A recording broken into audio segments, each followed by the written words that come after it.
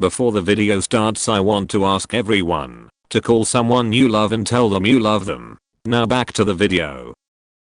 Welcome to another video by RedditBriefing. Today we will be going over the r/Ask Science subreddit. The link to the thread will be in the description down below.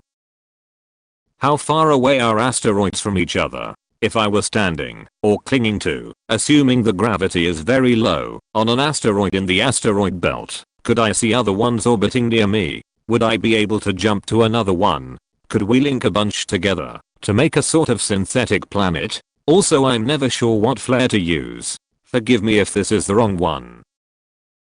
It depends entirely on what kind of sizes you want to talk about, as there are far more light asteroids than heavy asteroids, but in general the answer is really far away. Note that the total mass of the asteroid belt is only 4% of the mass of the moon, Citation 1, while being spread out over an insanely large volume, approximate 10 trillion cubic miles, Citation 2. The estimated distance between asteroids of at least a mile in size is 1.9 million miles, Citation 2. For this reason, space missions beyond the asteroid belt do not even worry about passing through the asteroid belt, as the probability of crashing into an asteroid is estimated to be less than 1 in a billion. So no, you would not be able to see other asteroids near you if you happen to be standing on one, or indeed holding on to one. Links for citations will be in the description below. Wow. I was certainly expecting the answer to be no, but I didn't expect this level of separation.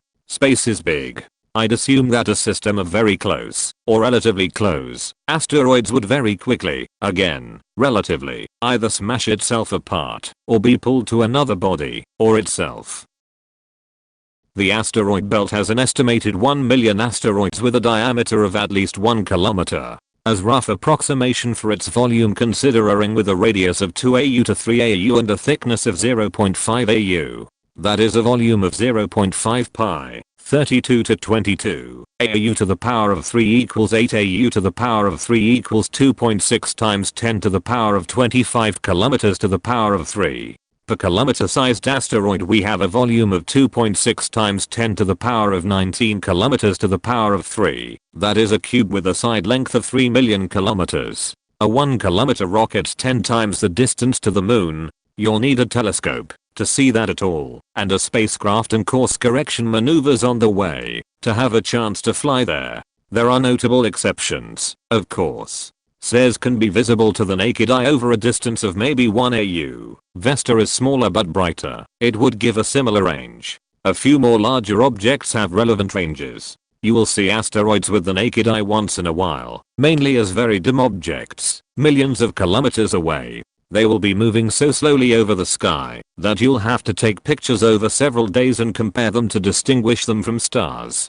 This means you'd have to inflate them by 10,000 to see an asteroid field. And maybe by 1 million to look like in the movies. Well, most movies aren't depicting our asteroid belt. Maybe there is one out there that's more similar in density to Saturn's rings, though it'd have to be between two massive objects constantly halting accretion of that much stuff.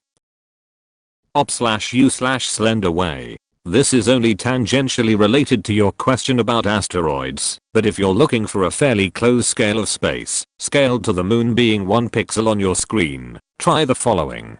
joshworth.com/dev/pixelspace/pixelspace_solarsystem.html. The asteroid belt would start around 418 million kilometers in. But since they're all drastically smaller than the moon, the result in this visualization is pretty anticlimactic lol. As it seems your question has already been thoroughly answered, I would like to point out that you wouldn't want to create a synthetic planet out of the asteroid belt. This is because you want to maximize living area. As you add more mass, you increase volume faster than surface area. You'd want to create something like an O'Neill cylinder. These are large cylinders of living area in space that use centrifugal acceleration to simulate gravity. This has been your Reddit briefing. Please rate the video down below, leave a comment with what you thought, and if you want to keep up with the channel, subscribe for future content.